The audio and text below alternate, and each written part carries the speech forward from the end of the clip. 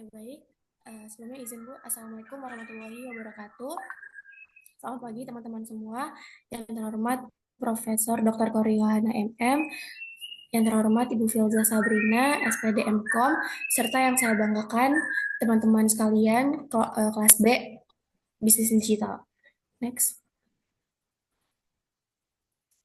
Oke, sebelumnya izinkan kami untuk memaparkan mengenai analisis strategi industri. Berikut pembahasan yang akan kami paparkan, yaitu antara lain definisi dan klasifikasi, analisis strategi industri, alasan pentingnya analisis strategi industri, lalu ada tujuan dan manfaat, selanjutnya ada faktor internal dan eksternal, lalu ada metode analisis, selanjutnya ada implementasi, tantangan dan peluang, lalu yang terakhir ada study case. Next. Nah, berikut ini adalah anggota dari Parkir itu apa di dalam ya? kelompok 2, Ya, yaitu ada Ivano Grevis, ada Dia oke, Ratu, lagi. ada Muhammad Faisal, dan yang terakhir saya sendiri, Atia Tiara. Oke, selanjutnya ada industri. Industri adalah suatu usaha atau kegiatan pengolahan bahan mentah atau barang setengah jadi menjadi barang jadi yang memiliki nilai tambah untuk mendapatkan keuntungan. Nah, hasil industri ini tidak hanya berupa barang, tetapi juga bisa dalam berbentuk jasa. Menurut Sandi tahun 2010, nomor 148, industri adalah usaha untuk memproduksi barang jadi dengan bahan baku atau bahan mentah melalui proses produksi penggarapan dalam jumlah besar sehingga barang tersebut dapat diperoleh dengan harga serendah mungkin tetapi dengan mutu setinggi-tingginya. Perindustrian, industri adalah kegiatan ekonomi yang mengelola bahan mentah, bahan baku, barang setengah jadi, dan atau barang jadi menjadi barang dengan nilai yang lebih tinggi untuk penggunaannya. Next. Selanjutnya terdapat klasifikasi industri. Nah, berdasarkan yang pertama, klasifikasi industri berdasarkan Surat Keputusan Menteri Perindustrian Indonesia nomor 19 M1 tahun 1986, yaitu yang pertama industri kimia dasar, misalnya industri semen, obat-obatan, kertas, pupuk, dan sebagainya. Lalu ada industri mesin dan logam dasar, misalnya industri pesawat terbang, kendaraan bermotor, tekstil, dan sebagainya. Lalu yang ketiga industri kecil seperti industri roti, kompor, makanan ringan, es, minyak goreng, dan sebagainya. Yang keempat aneka industri, yaitu seperti industri pakaian, industri makanan, industri minuman, dan lain-lain. Lalu yang kedua ada industri berdasarkan tempat bahan baku, yaitu yang pertama industri ekstraktif, yaitu industri yang bahan bakunya diambil langsung dari alam sekitar, contohnya pertanian, perkebunan, perhutanan, dan sebagainya. Yang kedua, industri non-ekstraktif, yaitu industri yang bahan bakunya didapat dari tempat lain selain alam sekitar. Yang ketiga, ada industri fasilitatif, yaitu industri yang produk utamanya adalah berbentuk jasa yang dijual kepada para konsumennya. Contohnya seperti asuransi, perbankan, Ya, transportasi, dekat, belum sini. ekspedisi, dan sebagainya. Kan modal, yaitu yang pertama industri padat modal, yaitu industri yang dibangun dengan modal yang jumlahnya besar untuk kegiatan operasional maupun pembangunannya. Yang kedua, industri padat karya, yaitu industri yang lebih dititik beratkan pada sejumlah besar tenaga kerja atau para pekerja dalam pembangunan serta pengoperasianan. Yang keempat, ada industri berdasarkan jumlah tenaga kerja, yaitu yang pertama industri rumah tangga, industri yang jumlah karyawan atau tenaga kerjanya berjumlah antara 1 sampai 4 orang. Yang kedua, industri kecil, yaitu industri yang jumlah karyawan atau tenaga kerjanya berjumlah 5 sampai 19 orang. Yang ketiga, industri sedang atau industri menengah, yaitu industri yang jumlah karyawan atau tenaga kerjanya berjumlah antara 20 sampai 99 orang. Yang keempat, industri besar, yang dimana jumlah tenaga kerja dan karyawannya berjumlah antara 100 orang atau lebih. Yang kelima, industri berdasarkan pemilihan lokasi. Yang pertama ada industri yang berorientasi pada pasar, yaitu industri yang didirikan sesuai dengan lokasi potensi target konsumen. Nah, industri jenis ini akan mendekati kantong-kantong di mana konsumen potensial berada. Semakin dekat ke pasar, maka akan semakin lebih baik. Yang kedua, industri yang berorientasi pada tenaga kerja, yaitu industri yang berada pada lokasi di pusat pemukiman penduduk karena biasanya jenis industri ini membutuhkan banyak pekerja atau pegawai agar lebih efektif dan efisien. Yang ketiga, industri yang berorientasi pada bahan baku, yaitu jenis industri yang mendekati lokasi di mana bahan baku berada untuk memangkas atau memotong biaya transportasi yang besar. Yang keempat, ada industri yang tidak terikat oleh persyaratan yang lain, yaitu industri yang didirikan tidak terikat oleh syarat-syarat seperti yang sebelumnya saya sebutkan. Jadi industri ini dapat didirikan di mana saja karena bahan baku, tenaga kerja, dan pasarnya sangat luas serta dapat ditemukan di mana saja. Misalnya industri elektronik, industri otomotif, dan industri transportasi. Yang keenam ada industri berdasarkan proses produksi. Yang pertama ada industri hulu, yaitu industri yang hanya mengelola bahan mentah menjadi barang setengah jadi. Industri ini sifatnya hanya menyediakan bahan baku untuk kegiatan industri yang lain, misalnya industri kayu, industri aluminium, industri pemintalan, dan industri baja. Yang kedua ada industri hilir, yaitu industri yang mengelola barang setengah jadi menjadi barang jadi sehingga barang yang dihasilkan dapat langsung dipakai atau dinikmati oleh konsumen. Misalnya industri pesawat terbang, industri konveksi, industri otomotif, dan industri mebel. Yang ketujuh, industri berdasarkan produktivitas perorangannya, yaitu yang pertama, industri primer adalah industri yang barang-barang produksinya bukan hasil olahan langsung atau tanpa diolah terlebih dahulu. Misalnya produksi pertanian, peternakan, perkebunan, dan sebagainya. Yang kedua ada industri sekunder, yang dimana industri ini adalah industri yang bahan mentah diolah sehingga menghasilkan barang-barang untuk diolah kembali. Misalnya permintaan benang sutra, komponen elektronik, daging kaleng, dan sebagainya. Yang ketiga, ada industri tersier, yaitu industri yang produk atau barangnya berupa layanan jasa, contohnya telekomunikasi, transportasi, perawatan kesehatan, dan sebagainya. Yang keempat, ada industri kuartener, yaitu industri yang mencakup penelitian pengetahuan dan teknologi serta berbagai tugas berlevel tinggi lainnya seperti para peneliti, dokter, dan pengacara. Yang kelima, ada industri kulineri. Beberapa orang menganggap bahwa industri ini sebagai salah satu cabang sektor kuartener yang meliputi level tertinggi pengambilan keputusan dalam masyarakat atau ekonomi. Nah, sektor ini meliputi eksekutif atau pegawai resmi dalam bidang pemerintahan, pengetahuan, universitas, kesehatan, kultur, dan media. Next. Nah, selanjutnya analisis industri. Analisis industri menurut Kerdasco tahun 2019 yaitu penilaian terhadap peluang dan ancaman lingkungan kompetitif yang mempengaruhi kesuksesan dari suatu perusahaan. Profitabilitas sebuah industri sangat berpengaruh pada lingkungan kompetitif perusahaan yang juga berpengaruh pada pendapatan perusahaan. Dengan melakukan analisis industri, perusahaan dapat mengetahui peluang dan ancaman yang ada di industri. Manajemen juga dapat mengidentifikasi sebuah strategi yang paling optimal untuk mendapatkan keuntungan jangka panjang. Dengan analisis industri, perusahaan dapat memprediksi kemungkinan perilaku dari pesaing dan calon konsumen. Juga dapat mengembangkan produk baru, metode dan teknologi, dan dampak dari perkembangan dalam industri di perusahaan. Selanjutnya akan dilanjutkan oleh rekan saya.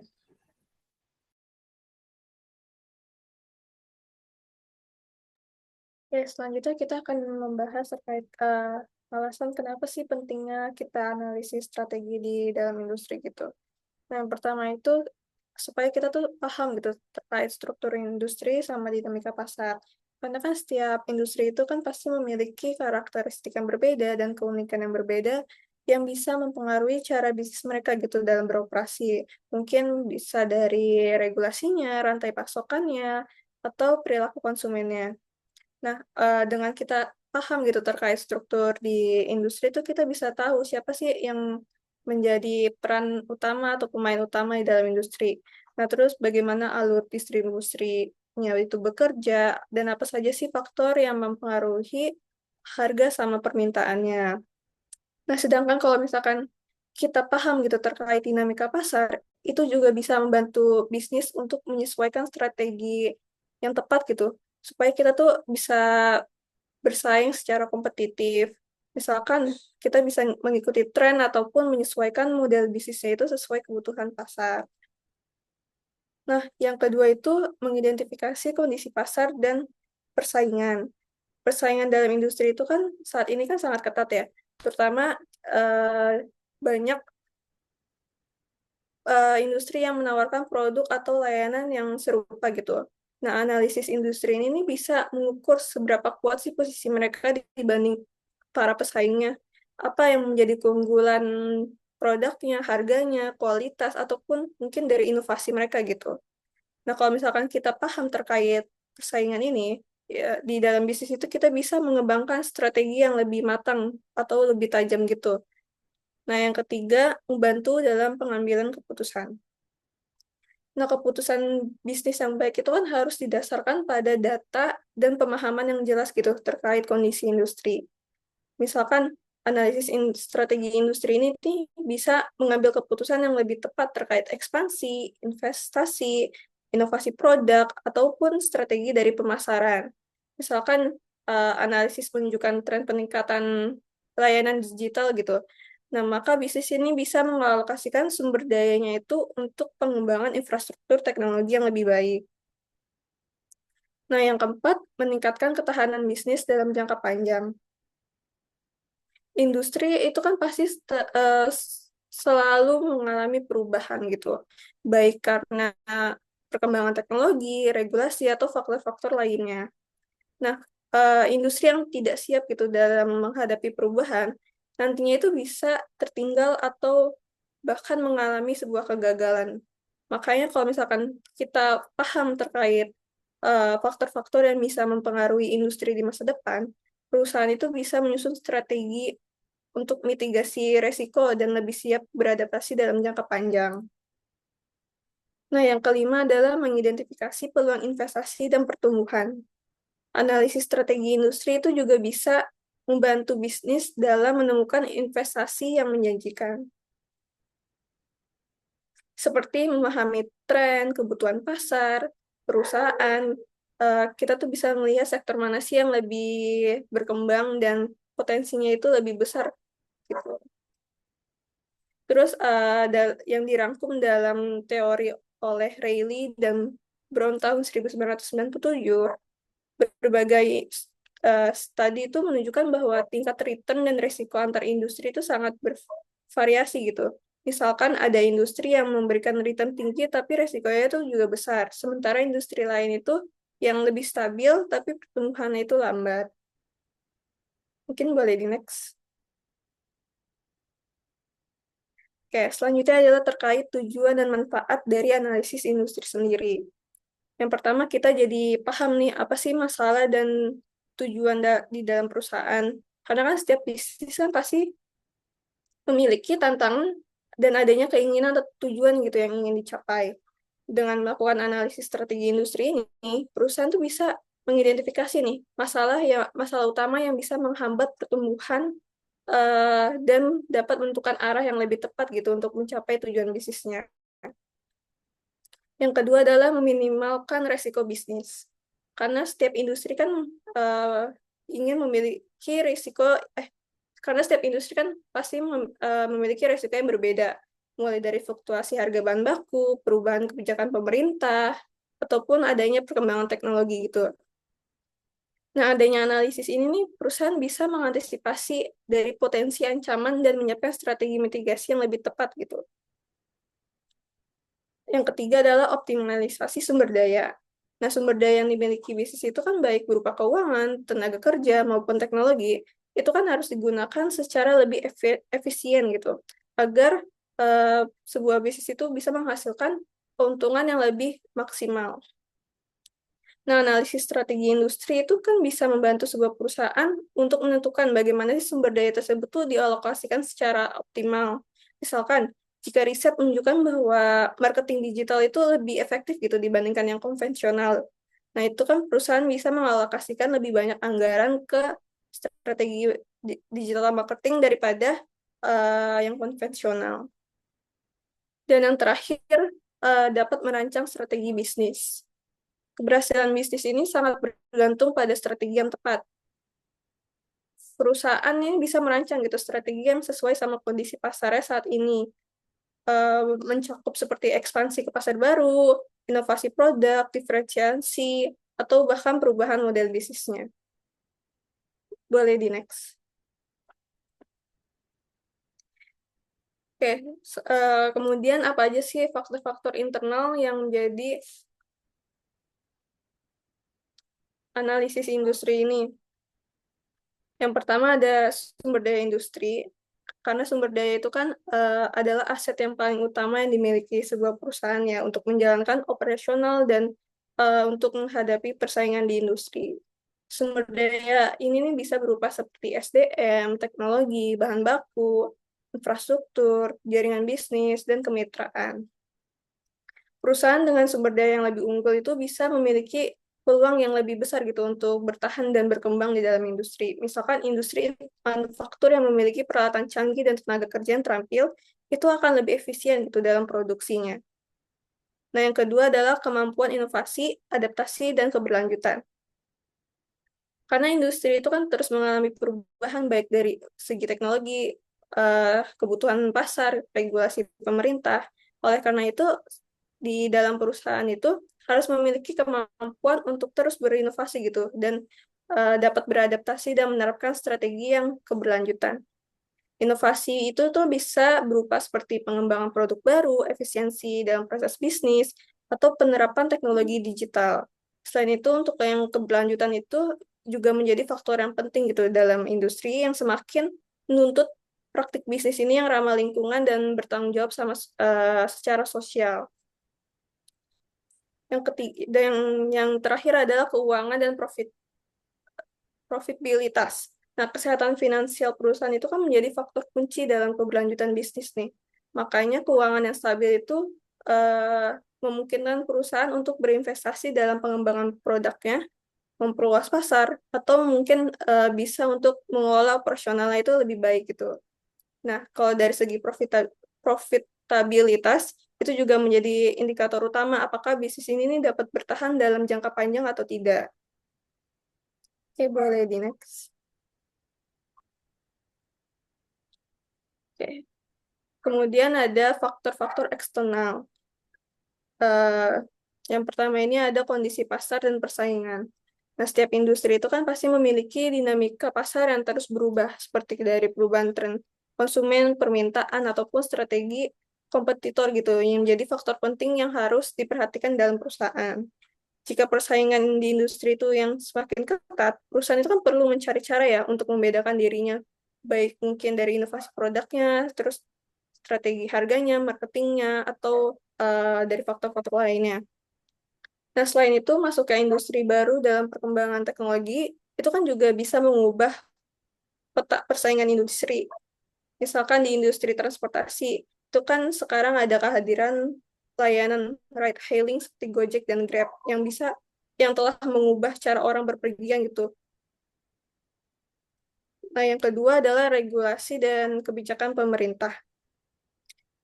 Pemerintah ini memiliki peran besar dalam mengatur industri melalui kebijakan, regulasi, pajak, perizinan, dan standar operasional. Perusahaan itu harus selalu mengikuti perubahan ini nih, karena kalau misalkan kita nggak ikutin bisa kena sanksi gitu dan menghambat dalam operasionalnya. Selain itu, dari kebijakan ekonomi, itu seperti suku bunga, tarif, dan subsidi itu juga berdampak besar pada industri. Jika pemerintah menaikkan pajak impor bahan baku, itu bisa menaikkan biaya produksinya juga. Oke, selanjutnya akan dilanjutkan oleh rekan saya. Oke, setelah kita mengetahui faktor internal dan eksternalnya, kita lanjut ke metode analisisnya. Dalam analisis industri terdapat dua pendekatan utama, yaitu analisis eksternal yang menilai faktor di luar perusahaan dan analisis internal yang mengevaluasi kapabilitas serta sumber daya perusahaan. Boleh dilanjut. Yang pertama ada analisis internal yang mengevaluasi sumber daya dan kapabilitas perusahaan untuk menentukan strategi bisnis yang tepat. Analisis internal ini berfokus pada faktor internal di perusahaan. eh, Contohnya ada Boston Box sama SWOT. Kita masuk ke Boston Box atau BCG. Boston Box ini dikembangkan oleh Boston Consulting Group sebagai alat analisis yang berfokus pada keuntungan finansial jangka pendek. Matriks ini tidak mempertimbangkan strategi jangka panjang atau kompetensi inti perusahaan, tetapi membantu dalam pengelolaan portofolio produk dan dengan menilai potensi pendapatan dan posisi pasar. Nah, di BCG ini ada 4 kategori. Yang pertama ada Wildcats atau Problem Children. Wildcats ini termasuk seperti apa? Wildcats ini kategori untuk produk baru atau yang belum menguntungkan dan butuh investasi untuk berkembang. Selanjutnya ada Stars, kategori yang dimana isinya pemain kuat di industri yang sedang tumbuh dan menghasilkan keuntungan besar dan mendanai segmen lain.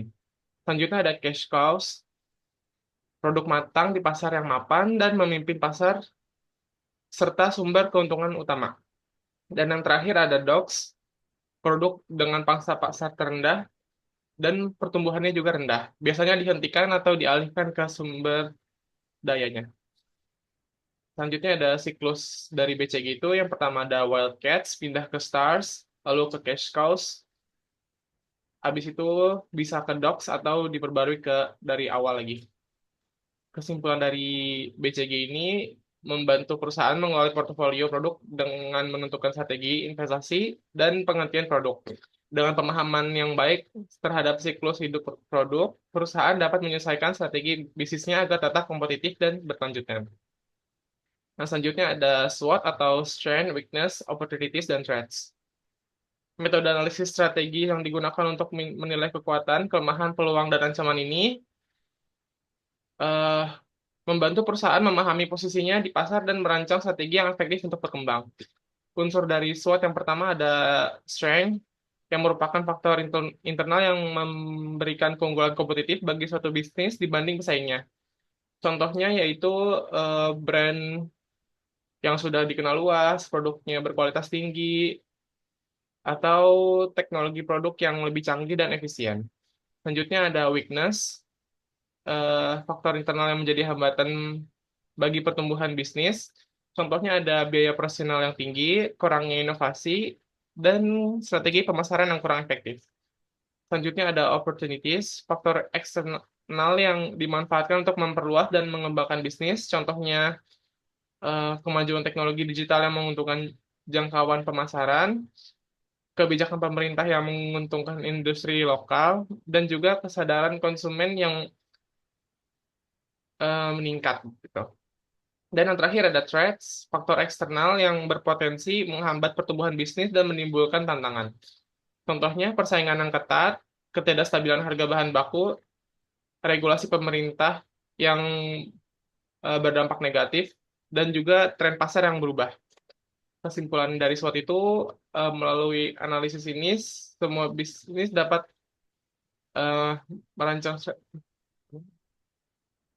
merancang strategi yang lebih matang dengan memanfaatkan kekuatan yang dimiliki untuk meraih peluang yang ada. Selain itu, identifikasi kelemahan kemungkinan perusahaan untuk mengambil langkah perbaikan agar tidak menjadi hambatan dalam perkembangan bisnis. Dengan memahami potensi ancaman, perusahaan juga dapat mengantisipasi risiko yang dapat menghambat pertumbuhan.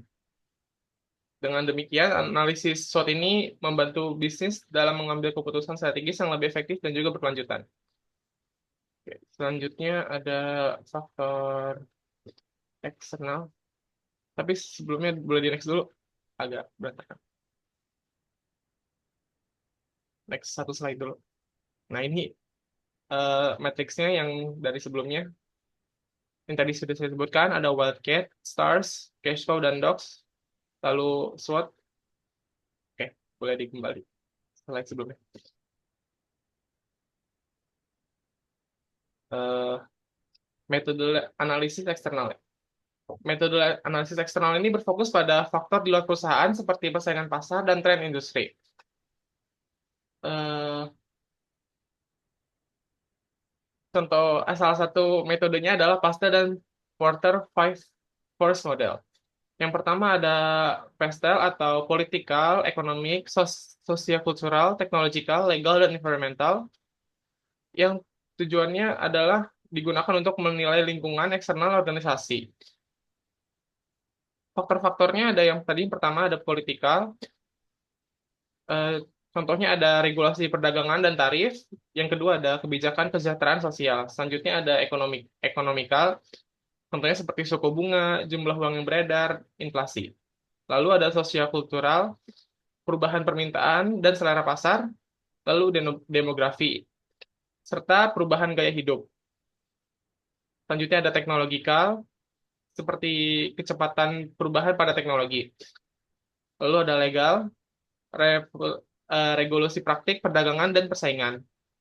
Selanjutnya ada environmental, yaitu contohnya seperti permasalahan global dan perubahan iklim, dan pengelolaan limbah dan pengurangan kemasan yang tidak perlu. Kesimpulan dari pastel ini, pastel membantu organisasi memahami lingkungan eksternal yang mempengaruhi strategi bisnis.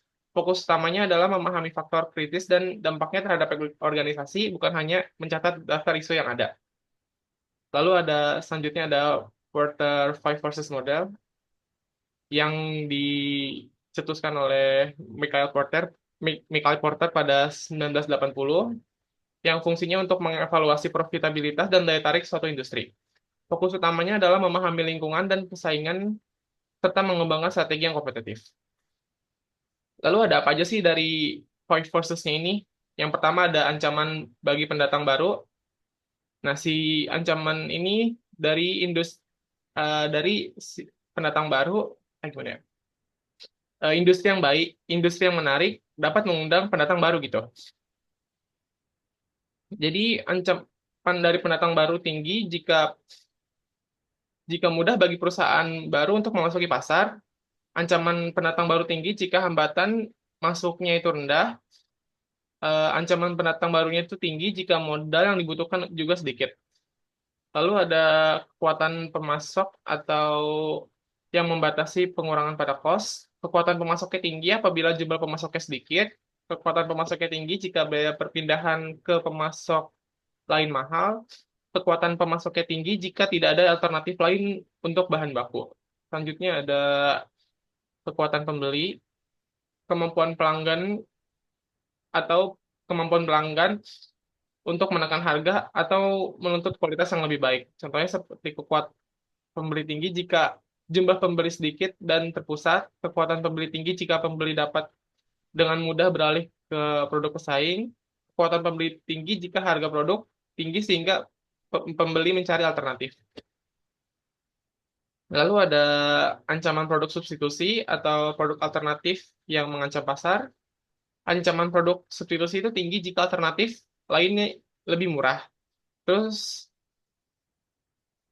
ancaman produksi substitusi tinggi jika produk pengganti memiliki kualitas atau fitur yang lebih baik. Ancaman produk substitusi tinggi jika perubahan tren atau teknologi membuat produk utama kurang relevan. Dan yang terakhir ada persaingan dalam industri atau tingkat kompetensi dalam pasar.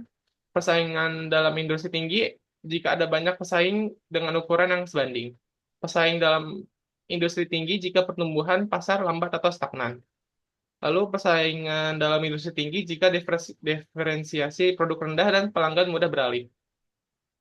Kelebihan dari quarter five model ini yaitu mudah digunakan dan dipahami, membantu identifikasi elemen utama yang memengaruhi profitabilitas dan daya saing, cocok untuk perencanaan strategi, bisa digabungkan dengan pastel, lalu meningkatkan keunggulan kompetitif. Lalu ada kelemahannya, tidak memasukkan pemerintah sebagai kekuatan keenam, sulit diterapkan pada sektor non-profit, kurang fleksibel terhadap bisnis digital, tidak mempertimbangkan faktor dinamis, dan tidak menjelaskan hubungan faktor internal perusahaan. Kesimpulannya dari quarter five forces ini adalah alat penting dalam analisis industri karena membantu perusahaan memahami persaingan dan mengembangkan strategi yang lebih baik meskipun memiliki beberapa keterbatasan. Model ini tetap menjadi referensi utama dalam dunia bisnis dan banyak digunakan untuk meningkatkan daya saing perusahaan serta membantu perusahaan mengantisipasi perubahan jangka menengah dan panjang sehingga lebih siap menghadapi tantangan bisnis di masa depan. Boleh di next. Oke, selanjutnya ada implementasi industri.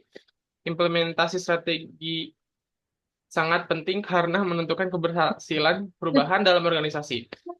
Tanpa implementasi yang efektif, strategi yang telah dikembangkan hanya menjadi rencana tanpa dampak nyata.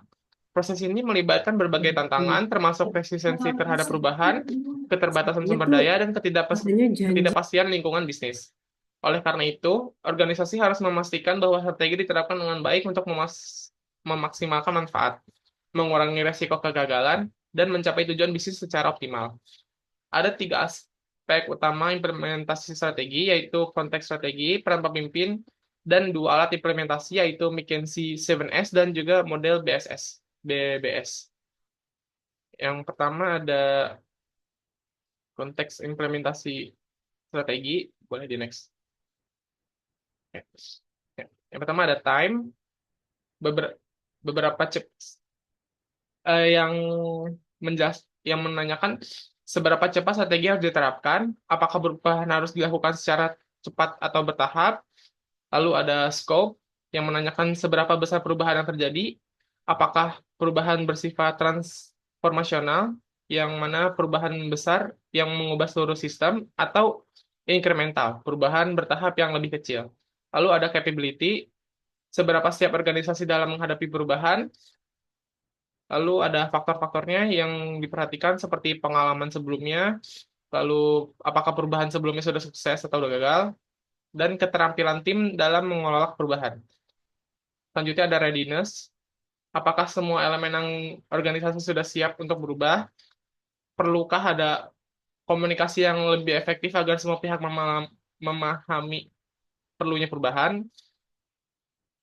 Lalu ada strategic leadership, apakah ada pemimpin yang dapat memimpin perubahan, kepemimpinan yang kuat akan membantu memastikan bahwa perubahan diterima dan dijalankan dengan baik. Selanjutnya ada peran pemimpin strategis yang memiliki peran penting dalam memastikan implementasi strategi berjalan dengan sukses. Berikut adalah peran utama yang harus dijalankan. Yang pertama ada menentang status quo, yaitu tidak mentoleransi kinerja yang buruk dan terus menetapkan standar baru. Lalu ada menyampaikan visi misi dan tujuan yang jelas, yang mana menjelaskan alasan perubahan dan bagaimana strategi baru akan membawa manfaat. Selanjutnya ada menjadi teladan dan dalam perilaku dan nilai, seperti mempraktikkan nilai-nilai yang ingin diterapkan dalam organisasi. Lalu ada memberdayakan tim untuk mengimplementasikan perubahan. Contohnya yaitu memberikan sumber daya dan pelatihan yang diperlukan agar tim dapat beradaptasi. Dan yang terakhir ada mengakui dan merayakan keberhasilan. Contohnya seperti menghargai pencapaian individu maupun tim dalam implementasi strategi. Boleh di next. Oke, ini ada 2 alat implementasi strategi. Yang pertama ada McKinsey 7S model. Model ini menekankan bahwa organisasi terdiri dari 7 elemen utama yang harus selaras untuk mencapai keberhasilan dalam implementasi strategi. Yang pertama ada 3 elemen keras, yaitu strategi, rencana yang ditetapkan untuk mencapai tujuan bisnis. Yang kedua ada structure, bagaimana organisasi diatur, termasuk hierarki dan departemennya. Lalu yang ketiga ada sistem, proses dan prosedur yang mendukung operasi bisnis. Selanjutnya ada 4 elemen lunaknya. Yang pertama ada shared values, prinsip inti yang menjadi dasar organisasi. Yang kedua ada style, cara kepemimpinan dijalankan dalam organisasi. Yang ketiga ada staff, orang-orang yang bekerja di organisasi dan bagaimana mereka dikelola. Yang keempat ada skills, kompetensi, dan keahlian yang dimiliki oleh karyawan. Semua elemen ini saling berhubungan. Jika salah satu elemennya berubah, maka elemen lainnya harus disesuaikan agar strategi dapat diterapkan secara efektif.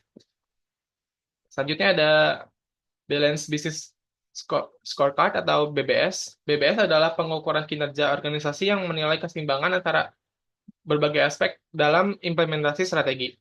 4 perspektif utama dalam BBS yaitu finansial, bagaimana kinerja keuangan perusahaan, bagaimana strategi kontribusi terhadap pertumbuhan profit dan efisiensi biaya. Lalu ada customer, bagaimana kepuasan pelanggan, bagaimana strategi meningkatkan loyalitas dan persepsi pelanggan terhadap bisnis. Lalu ada learning and growth, apakah organisasi terus belajar dan berkembang, atau apakah ada peningkatan dalam keterampilan karyawan dan inovasi.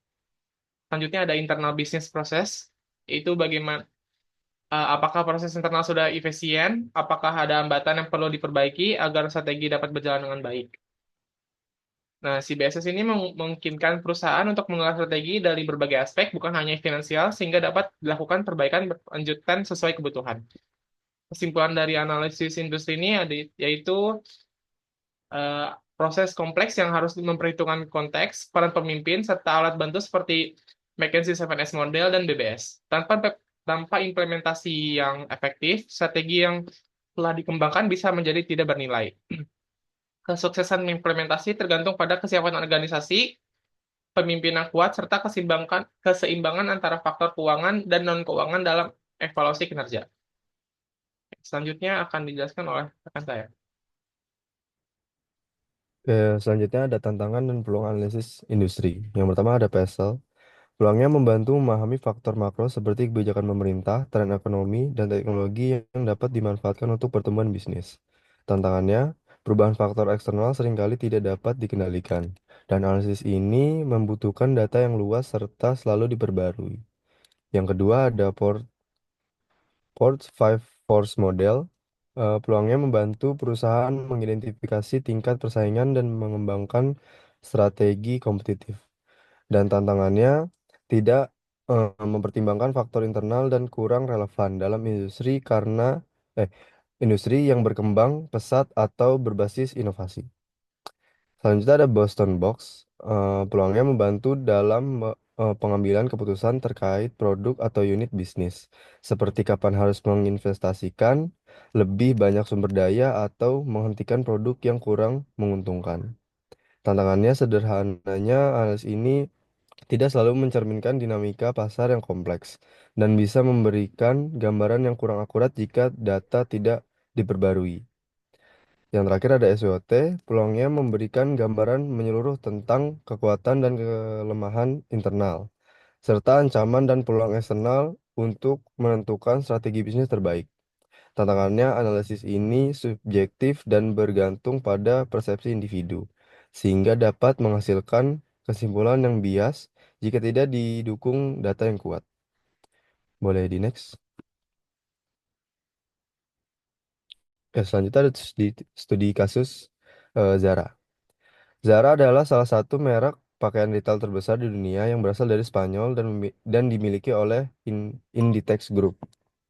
Merek ini terkenal dengan konsep fast fashion, di mana mereka mampu menghadirkan koleksi pakaian baru dalam waktu yang sangat singkat, sesuai dengan tren terbaru. Boleh di next. Ini adalah analisis SWOT.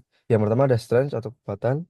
Yang pertama ada fast fashion model. Zara dapat mendesain, memproduksi, dan mendistribusikan produk dalam waktu yang sangat singkat, 2 sampai 4 minggu. Lalu ada brand recognition. Nama Zara sudah dikenal secara global dan menjadi salah satu brand fashion premium dengan harga terjangkau. Selanjutnya ada supply chain yang efisien, memiliki sistem rantai pasokan yang kuat dan terintegrasi, memungkinkan kontrol ketat terhadap desain dan produksi. Lalu ada lokasi strategis. Gerai Zara berada di lokasi premium seperti mall dan pusat kota yang ramai pengunjung. Boleh di next. Selanjutnya ada weakness. Harga relatif mahal untuk pasar menengah ke bawah. Dibandingkan dengan pesaing fast fashion lain seperti H&M atau Uniqlo, harga Zara cenderung lebih tinggi. Lalu ketergantungan pada tren fashion cepat.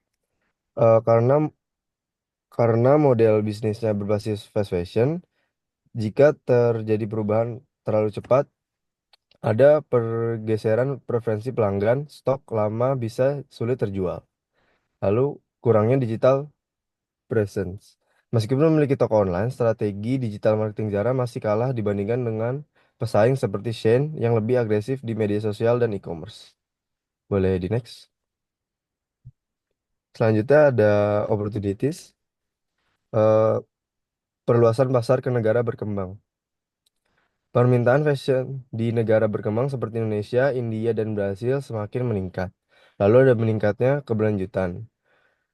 Konsumen mulai lebih peduli dengan dampak lingkungan. Jika Zara bisa menerapkan strategi ramah lingkungan, mereka bisa menarik lebih banyak pelanggan. Lalu ada optimalisasi e-commerce dan digital marketing. Dengan tren belanja online yang terus meningkat, Zara dapat meningkatkan penjualan dengan strategi pemasaran digital yang lebih agresif. Nah, boleh di next. Selanjutnya ada ancaman. Persaingan ketat di industri di industri fashion. Brand seperti H&M, Uniqlo, dan Shein menawarkan produk ya dengan harga yang lebih murah dan strategi digital yang lebih kuat. Lalu, tuntutan konsumen untuk produk berkelanjutan. Dan fast fashion semakin dikritik karena dampaknya terhadap lingkungan. Dan jika Zara tidak beradaptasi, mereka bisa kehilangan pelanggan. Lalu ada fluktuasi ekonomi global. Krisis ekonomi, inflasi, atau kenaikan biaya bahan baku dapat mempengaruhi harga produksi dan daya beli konsumen. Boleh di next. Oke, baik. Selanjutnya ada problem dan solution. Boleh di next. Yang pertama ada ketergantungan pada model fast fashion. Zara menghadapi tantangan karena tren fast fashion semakin dikritik karena dampaknya terhadap lingkungan. Konsumen mulai beralih ke produk yang lebih berkelanjutan atau ramah lingkungan.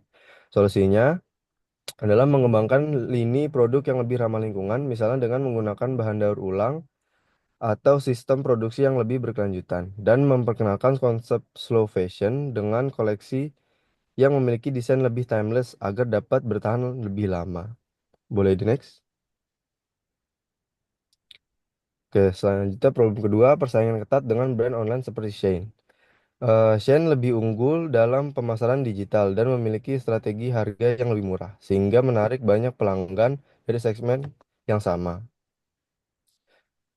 Solusinya memperkuat digital digital marketing dengan bekerja sama dengan influencer dan menggunakan platform seperti TikTok, Instagram, dan marketplace online, dan mengoptimalkan pengalaman belanja online dengan personalisasi berbasis AI dan kampanye pemasaran yang lebih interaktif. Boleh di next. Lalu problem ketiga, harga yang relatif mahal dibandingkan kompetitor. Dibandingkan dengan brand fast fashion lainnya seperti H&M dan Uniqlo, harga produk Zara relatif lebih tinggi sehingga sulit menarik pelanggan dari kelas menengah ke bawah. Solusinya menawarkan koleksi dengan harga yang lebih terjangkau untuk menarik lebih banyak pelanggan dan berbagai segmen pasar, dan memberikan program diskon atau loyalty rewards untuk meningkatkan retensi pelanggan. Boleh di next. Ya, jadi kesimpulan dari studi kasus ini, dengan strategi yang tepat, Zara dapat tetap mempertahankan posisinya sebagai salah satu brand fast fashion terbesar di dunia. Namun untuk menghadapi tantangan yang ada, mereka harus beradaptasi dengan tren baru seperti berkelanjutan, digitalisasi, dan strategi harga yang lebih kompetitif. Selanjutnya akan dilanjutkan oleh rekan saya. Oke, baik. Selanjutnya untuk kesimpulan dari pembahasan kelompok 2 pada hari ini, yaitu analisis strategi industri membantu perusahaan memahami kondisi pasar, persaingan, serta peluang dan ancaman di dalam industri. Dengan analisis ini, perusahaan dapat merumuskan strategi bisnis yang tepat untuk meningkatkan daya saing dan keberlanjutan usaha. Oke, mungkin sekian pemaparan presentasi dari kelompok 2. Jika ada yang ingin bertanya, mungkin teman-teman boleh untuk raise hand terlebih dahulu, baru nanti kami persilahkan. Oke, boleh untuk Farhan Kesa. Oke, terima kasih. Sebelumnya perkenalkan nama saya Muhammad Farhan Gesa. Di sini saya ingin bertanya tentang dalam pembahasan di dalam study case Zara. Nah, di sana disebutkan bahwa salah satu kelemahan mereka itu yaitu kurangnya digital presence. Namun Zara sendiri kan sebenarnya itu telah memiliki platform e-commerce yang sudah cukup kuat. Nah, apakah ini berarti bahwa masalahnya itu bukan pada keberadaan digital, eh, tetapi pada digital mereka? Sebelumnya itu saja. Nah, mohon maaf, saya potong dulu sebelum pertanyaan selanjutnya. Untuk kelompok penyaji, eh, siapkan notulennya ya, apa yang dipertanya, kemudian apa yang dijawab, atau pilih anggota dari anggota lain, minta bantuan. Sehingga nanti apa yang ditanyakan dalam pertanyaan ini nanti di-share di dalam WA group ya. Oke, Oke, lanjut. baik, Prof. Ya, terima kasih. Lanjutkan ya. Ya, Prof. Ya. Oke, terima kasih untuk pertanyaannya, Farhan Kesa. Sama-sama. Tadi Mahes. Oke. Boleh Mahes. Wara. Oke, terima kasih atas kesempatannya. Perkenalkan nama saya Maheswara. Jadi pertanyaan saya adalah, jadi jika semua perusahaan dalam suatu industri ini menggunakan analisis yang sama, seperti SWOT, PESTEL, Porter, apakah itu berarti mereka ini akan menghasilkan hasil strategi bisnis yang sama juga ya? Jika iya, bagaimana cara tetap unik dalam strategi bisnis? Jadi jika semua perusahaan dalam satu industri melakukan analisis industri yang sama, maka strategi mereka itu bisa jadi mirip kan. Jadi sehingga sulit untuk mencapai keunggulan kompetitif. Jadi pertanyaannya, bagaimana perusahaan bisa tetap inovatif jika semua pesaing juga menggunakan data dan strategi yang sama? Apakah sudah dimengerti? Sudah. Oke, sudah. Terima kasih Mahes Wara pertanyaannya. Oke, boleh untuk Melanie Indriani dipersilakan. Oke, sebelumnya terima kasih buat kelompok 2 atas pemaparan materinya. Tadi kan membahas tentang perilaku konsumen, strategi pemasaran, dan persaingan industri fashion juga kan. Pertanyaannya, bagaimana sih pengaruh fenomena thrifting dan fast fashion terhadap preferensi konsumen muda di Indonesia? Serta bagaimana brand lokal ini dapat bersaing di tengah tren fashion ini yang semakin marak? Gitu aja. Terima kasih. Oke, terima kasih Melanie. Oke, mungkin karena sudah ada 3 penanya, jadi kami izin untuk berdiskusi terlebih dahulu ya, teman-teman sekalian dan juga Profesor Ri.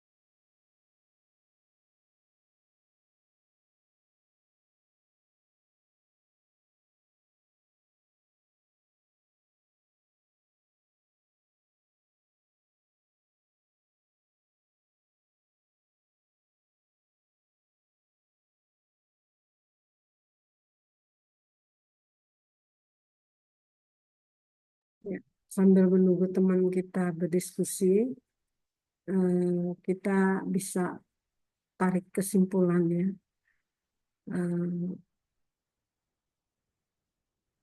Kita tarik kesimpulan tentang analisis industri ya. Sebenarnya analisis industri itu apa sih sebenarnya? Nah, analisis industri itu adalah proses ya, proses yang melibatkan atau melibatkan mengevaluasi kondisi keseluruhan ya dan prospek masa depan suatu industri tertentu. Jadi analisis industri ini memberikan wawasan ya wawasan yang penting untuk perencanaan strategi dari atau perencanaan strategi dan keputusan investasi. Nah, itu kita sebut analisa industri ya, analisis industri. Nah, kalau gitu analisis industri ini memerlukan pemeriksaan menyeluruh terhadap berbagai faktor yang mempengaruhi daya tariknya, persaingnya, ya, dan potensi keuntungan satu industri. Oleh karena itu, tadi kelompok ini juga membahas tentang bagaimana menganalisis itu bisa pakai SWOT ya, kemudian pakai apalagi analisis internal ya, dan sebagainya. Nah, ada juga menggambarkan ya, dikatakan gini, Mengapa perlu analisis industri? Ya tadi, kenapa? Karena penilaian, ya, untuk penilaian di satu perusahaan kita. Kemudian juga untuk investor, benar kan? Dan ketiga, daya saingnya gimana? Nah, posisi perusahaannya gimana? Itu yang analisis SWOT.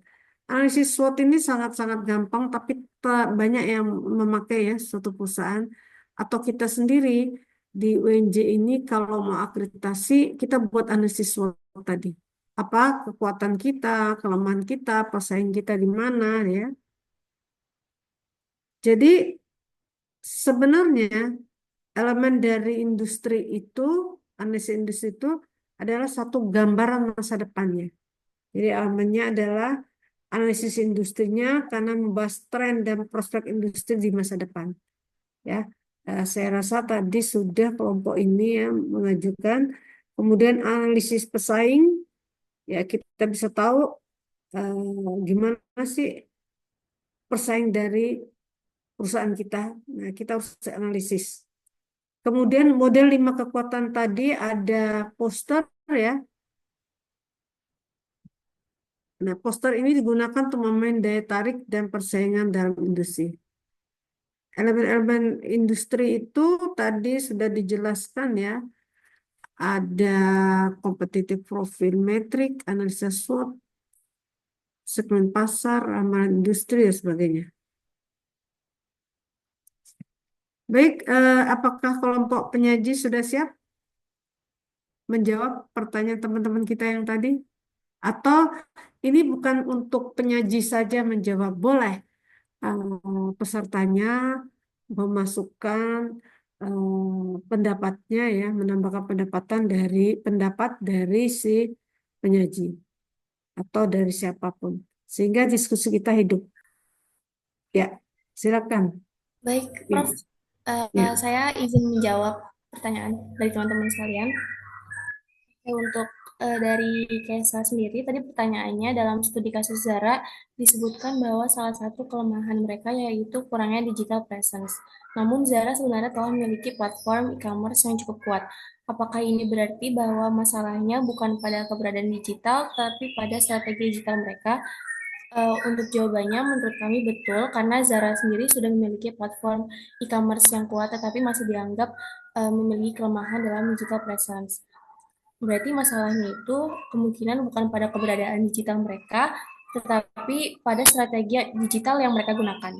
Mungkin beberapa faktornya itu antara lain yang pertama kurangnya engagement di medsos, karena Zara sendiri memang memiliki platform e-commerce yang berfungsi dengan baik, namun Zara mungkin kurang aktif dalam membangun interaksi dengan pelanggan di media sosial dibandingkan pesaingnya, misalnya kayak H&M, Uniqlo. Lalu dikarenakan konten yang kurang menarik, terus juga karena jarang diperbarui atau kurang sesuai dengan tren digital, dapat menyebabkan audiens Zara ini kurang terhubung dengan brand Zara itu sendiri.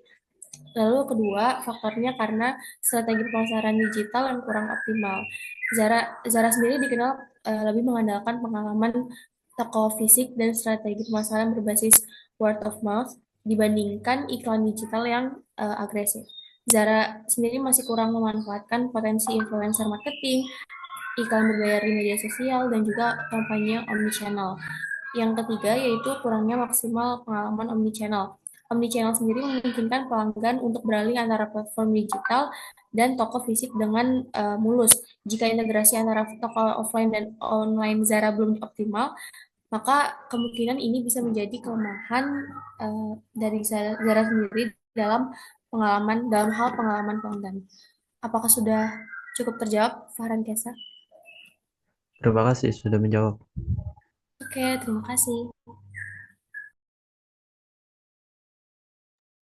Selanjutnya saya akan menjawab pertanyaan dari mahasiswa.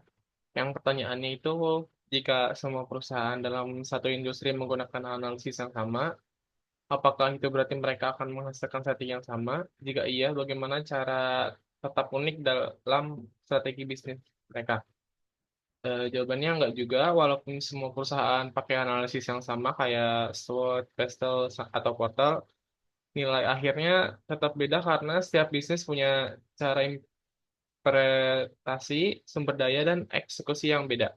Misalnya, tren AI di industri smartphone bisa dibaca Apple buat ningkatin pengalaman penggunanya. Sementara di Samsung fokus ke fitur kamera. Mereka sama-sama lihat peluang, tapi eksekusinya beda.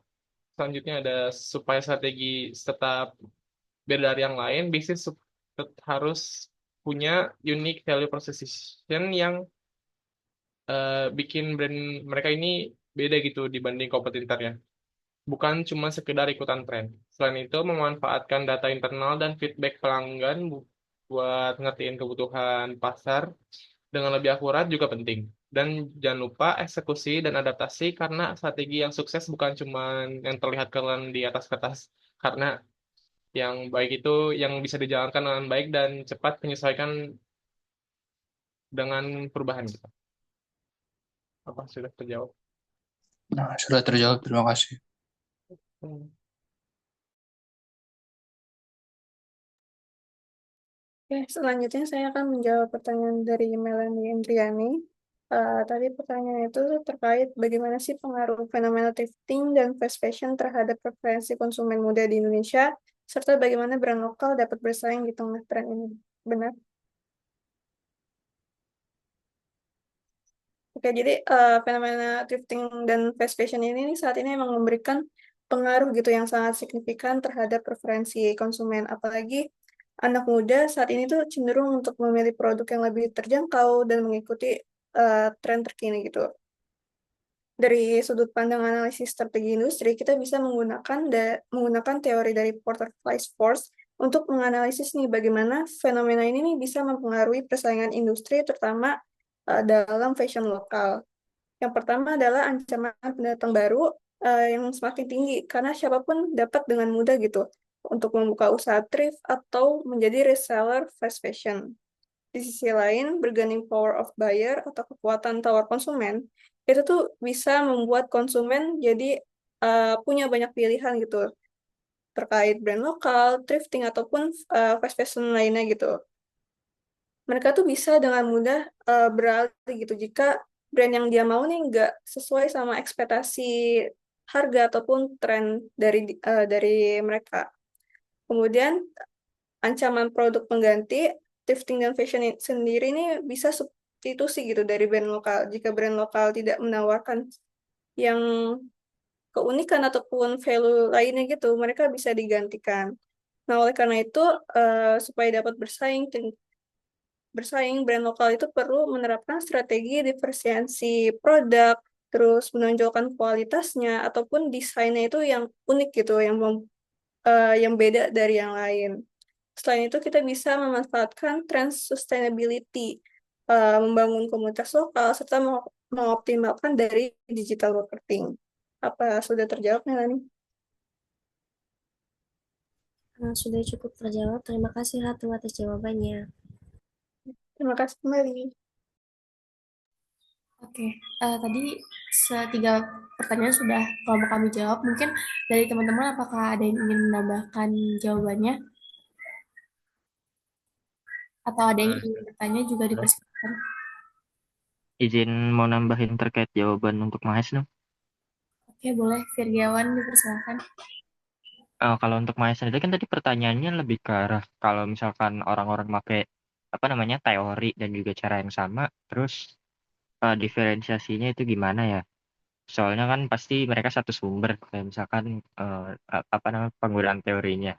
Tapi kalau itu sih jatuhnya concernnya bukan ke arah menggunakan teori yang sama ya, karena kan ketika melakukan suatu analisis bisnis ataupun misalkan sekitar kayak pemasaran dari produk yang kita punya, itu kan pasti ya gak bakal jauh-jauh beda lah, pasti kayak paling diskon lagi atau enggak paling bundling atau gimana-gimana. Itu pasti jatuhnya kan gak bakal beda lah ya. Nah, cara diferensiasinya paling lebih ke arah sering lakuin ganti-ganti itunya aja apa namanya cara yang dilakukan, jadi nggak kayak stuck misalkan satu usaha cuma ngelakuin promosinya bundling doang ataupun kayak diskon doang. Jadi mereka menggunakan berbagai cara, berbagai teori dan juga pendekatannya berbeda-beda tergantung pasar yang mau di reach dan juga target audiensnya. Jadi nggak kayak nge-stuck di situ-situ aja sih. Oke, terima kasih Ferdi atas penambahan jawabannya. Ada yang ingin bertanya atau menambahkan jawaban lagi? Eh, aku boleh gak? Boleh, Kak Jasmine, dipersilakan. Oke, jadi aku ingin menambahkan jawaban dari Faisal yang menjawab pertanyaan dari Maheswara. Nah, tadi aku setuju banget sama pendapat dari Faisal dan juga Virgi terkait pertanyaan dari Mahes. Nah, aku izin nambahin. Jadi kan memang kalau strategi terus kemudian analisis kayak SWOT, PESTEL, terus Porter's Five Force itu kan emang udah secara teori ya, cuman dari perusahaan itu pasti implementasinya itu bisa berbeda-beda gitu. Dan interpretasi dari setiap perusahaan juga beda-beda. Dan setiap perusahaan itu kan punya prioritasnya masing-masing ya. Kayak contohnya mungkin ada perusahaan yang bergeraknya di bidang sama, tapi fokusnya itu beda. Yang satu mungkin mengembangkan hal yang A, dan satunya itu mengembangkan hal yang B gitu. Kemudian dalam suatu perusahaan itu pastinya mempunyai sumber daya dan kapabilitas itu juga yang berbeda dan sangat unik gitu ya setiap perusahaan. Dan yang terakhir itu segmentasi dan target pasar itu pasti beda-beda dari setiap perusahaan. Maka dari itu pastinya dari dalam setiap perusahaan itu mempunyai hal-hal yang beda, dan juga mereka itu walaupun dari teori yang sama tapi apa ya eksekusinya dan juga inovasinya tuh pasti ada kayak gitu. Nah, terus cara yang unik dalam strategi bisnis yang tadi Mahes tanya itu aku setuju sama pendapat Faisal, kayak misalkan harus tetap inovasi, terus juga membangun differentiation yang gak bisa ditiru oleh perusahaan lain, terus fleksibel dalam menciptakan model bisnis, terus juga mungkin bisa memanfaatkan data dan teknologi yang kreatif. Itu sih kalau dari aku. Terima kasih, Kak. Oke, terima kasih Kak Jasmine atas penambahan jawabannya. Oke, mungkin yang lain teman-teman ada yang ingin bertanya atau ingin menambahkan jawaban?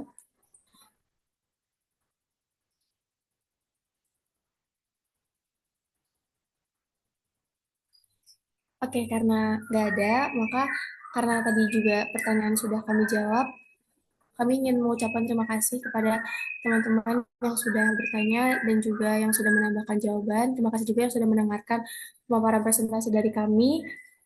Maka saya akhiri sesi presentasi dan juga sesi tanya jawab dari kelompok 2 pada hari ini. Terima kasih. Wassalamualaikum warahmatullahi wabarakatuh. Waalaikumsalam warahmatullahi wabarakatuh. Baik ya, kelompok 2 sangat-sangat bagus ya. Artinya PPT-nya sudah dibuat. Tinggal KI-nya, karyanya ya, atau makalahnya ya. Nanti tolong dibuat, dan aturannya sudah saya share kalau nggak salah ke PJ-nya ya. Apa Sudah, tanggapan Ibu. buku atau apa ya. Jadi memang di dalam industri itu kita atau dalam analisis bisnis ini kita harus menganalisis industri itu ya. Tadi kelompok penyaji sudah memukakan apa aja sih elemen dari analisis industri ya sebenarnya. Jadi sebenarnya tadi sudah saya sebutkan ada gambaran masa depan, analisis persaing kita gimana, model 5 kekuatan Porter tadi ya harus juga ada. Kemudian eh, tadi siapa Mbak apa tadi yang mengungkapkan inovasi itu penting sekali supaya nggak ditiru ya. Kemudian kompetitif profil, metrik atau CPM. Nah juga kalau analisis SWOT ini sering kita pakai di Indonesia ini ya, usaha-usaha kecilnya. Kemudian ada segmentasi pasar, ini penting juga. Kita ingin tahu pasar mana yang akan kita tuju, bagaimana karakter konsumennya.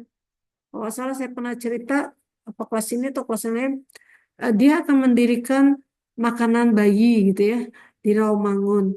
Dia cuma ada pasar Ginjing di sini. Dia buat di situ. Tapi dia tidak tahu konsumennya. Apakah konsumennya ada bayinya, ada anak kecilnya ya istilahnya. Kalau tidak ada ya kurang karena di depannya itu ada komplek perumahan ya, itu biasanya orang-orangnya sudah pensiun. Jadi dia harusnya mencari industri atau perusahaannya yang eh, harus dilihat segmen pasarnya. Kemudian ramalan industri dan pasar. Nah ini kemarin atau tadi ya, kemarin apa tadi, pemerintah mengatakan bahwa sebentar, saya juga kepingin di di di ini nanti di apa? Dianalisis oleh kalian. Sebentar ini dia katakan bahwa akhir Maret ya ada itunya haluan ya, ada gambar. Akhir Maret seluruh BUMN ya akan ada di bawah kendali Danantara. Tahu Danantara? Yang diketuain oleh siapa Danantara? Ayo, tahu nggak teman-teman? Nah ini BUMN ini kan Kementerian Badan Usaha milik negara Republik Indonesia. Jadi hanya akan dikendalikan oleh Danantara. Timbul pertanyaan kita, Danantara itu perusahaan apa ya? Kalau nggak salah sepintas lalu saya membacanya ketuanya adalah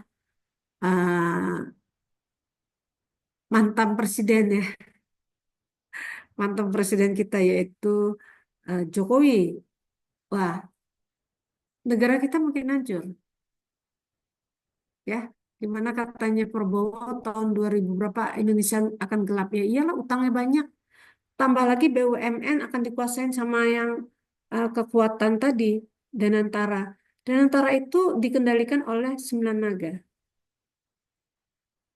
Sembilan Naga yang memegang. Nah, ini timbul keraguan dari masyarakat. Semua dia tidak akan menabung ke bank. Kalau punya uang, akan ditarik sama dia daripada nanti digunakan oleh Danantara ya. BUMN kan Bank Mandiri BUMN ya. Apalagi banyak kan bank-bank kita. Nah ini gawat. Nah ini coba kalian analisis nanti. Coba atau lihat dulu ininya apa beritanya benar apa tidak ya. Terus namanya juga ketemu di internet aja gitu. Nggak tahu benar apa salah. Silakan di ini nanti saya share ininya ya. Di analisin menurut analisis bisnis kita ya. Nah, kemudian tadi sudah kita bicarakan atau kelompok menyajikan ya model-model dari analisis industri tadi ada 5 kalau posternya ya 5 course. Di sini kemampuan bisnis untuk berkompetensi dengan bisnis lainnya. Satu ada PESTEL ya. Ini PESTEL tadi dikatakan merupakan model analisis industri yang bertujuan untuk mengetahui faktor internal. Faktor internal dapat mempengaruhi bisnis. Jadi kita harus lihat faktor internal. Kira-kira faktor eksternal itu apa aja ya? Silakan, siapa yang tahu faktor? Oh, pasti tahu lah. Orang anak-anak bisnis digital ini luar biasa pintar-pintarnya ya. Saya lihat ikut apa juara ya. Ada yang tahu apa bisnis eh, dari apa faktor eksternal yang dapat mempengaruhi bisnis. Misalnya kita mendirikan usaha bisnis, faktor eksternal itu apa aja sih sebenarnya? Peraturan negara, Bu. Oke, Yang peraturan negara termasuk juga ya. ya lokal ekonomi lokal. Ah, ya ini sangkut pautnya dengan ini.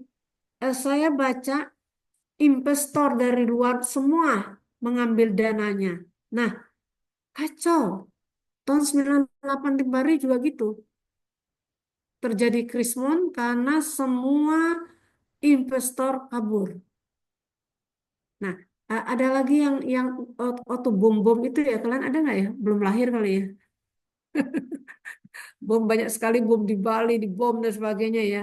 Itu nggak tahu dari mana, tapi itu merusak dari perekonomian kita. Sekarang udah digalang lagi perekonomiannya supaya investor masuk ke Indonesia. Ternyata mereka kabur semuanya. Saya baca ya, entah benar apa enggak, karena sekarang kita membaca IT itu utama ya. Makanya kalian ngambil ini cocok sekali, memang IT itu adalah eh, informasi utama. Dan kita harus bersahabat, jangan musuhin. Artinya kita mencari apapun boleh dari situ, tapi kita analisis lagi.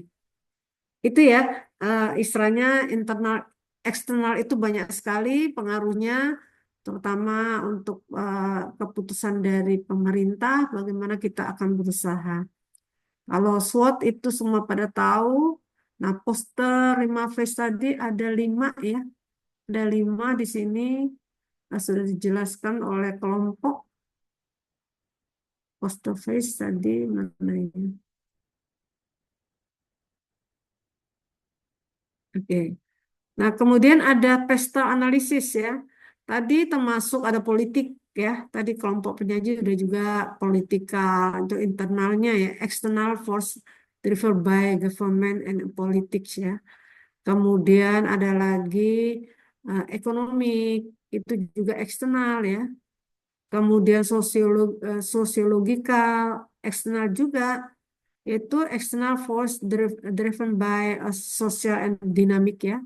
Teknologi itu eksternal juga, dan legal eksternal juga, serta environmental itu juga eksternal ya, pengaruh-pengaruh eksternalnya.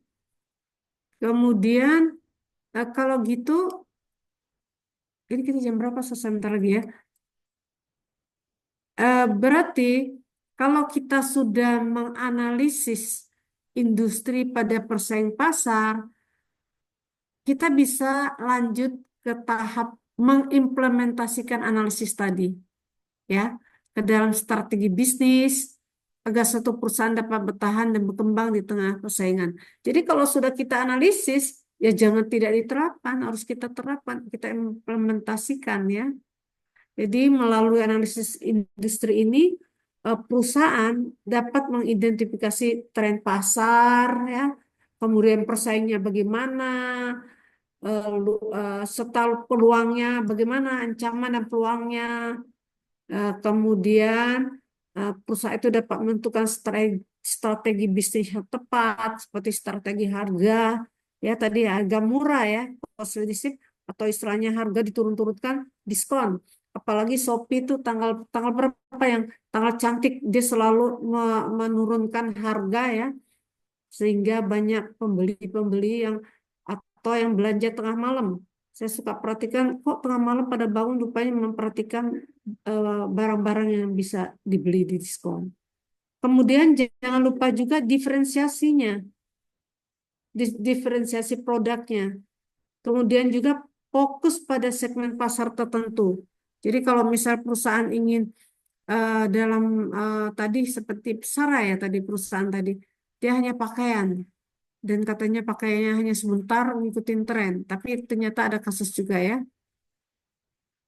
Nah, bagaimana mengimplementasikan analisis industri tadi? Ya tadi, kita mengevaluasi kondisi industri saat ini, mengevaluasi target pasar, mengevaluasi kekuatan pembeli, kekuatan penawar produk, mengevaluasi kekuatan penawaran pembeli, kemudian mengevaluasi ancaman pendatang baru, mengevaluasi ancaman produk pengganti, dan mengevaluasi persaingan antar perusahaan yang telah ada. Oke, sampai sini sudah ya. Ibu nanti mau masuk lagi. Alhamdulillah Ibu udah sampai di kampus. Untuk minggu depan kita online tetap ya. Jadi nanti saya supaya nggak lupa, anak-anak yang pelajaran kedua juga tadi, Bu, kita kuliahnya gimana? Saya bilang offline aja. Saya nggak ingat kalau jam 8 itu janjinya online. Jadi terbagi dua, bercabang-cabang. Saya lari ke sini dulu supaya kalau saya tidak berangkat pagi nggak bisa kuliah sekarang. Oke, baik. Terima kasih banyak buat kelompok penyaji. Kelompok penyaji udah kan? Disimpulkan belum tadi kegiatan pembahasan ini? Sudah Ibu, tadi sama Tia. Oke. Ini direkam ya. Nah, Ibu inginnya ini kalau bisa kita buat hakinya. Satu, kedua buku ya. Buku itu jadi kalau buku karena kita 3 kelas itu tidak mungkin kita buat bukunya digabung banyak sekali ya. Jadi nanti saya lihat mana yang dihakikan, mana yang buku. Kalau dihakikan, insya Allah tanggungan dari FE, FEB ya. Sekarang ganti bukan FE, FEB. Artinya nanti setiap bab kita buat apa saja yang dipresentasikan tadi, kita lihat apa aja yang akan diambil. Yang jelas ada pengantar dari saya, penutup dari saya, dan pertanyaan dari teman-teman. Sehingga benar-benar memang kita bisa dihakikan kegiatan kita hari ini. Baik ya, terima kasih buat kelompok penyaji Muhammad Faisal ya, dan teman-teman tadi. Kita akhirin dengan mengucapkan Alhamdulillahirabbil alamin. Mohon maaf lahir batin. Sekali lagi tolong makalah apa ininya karya ilmiahnya dibuat sesuai dengan anjuran saya ya. Nah, baik. Wassalamualaikum warahmatullahi wabarakatuh. Waalaikumsalam. Terima kasih buat ketua ya, PJ-nya. Terima kasih, Izin Prof. live. Terima kasih, Bu. Ya, sama-sama. Terima kasih, Bu. Selamat. Ini ada kuliah lagi nanti. Nanti jam 1, Prof. Oh iya ya, saya lupa. Kalian jam 1 offline ya? Online juga. Oh ya, sip. Kalau kayak gitu emang bagus daripada bersak-besuk kayak saya ada yang online, ada offline. Makasih. Wassalamualaikum warahmatullahi wabarakatuh. Izin live. Waalaikumsalam warahmatullahi Waalaikumsalam wabarakatuh. warahmatullahi wabarakatuh.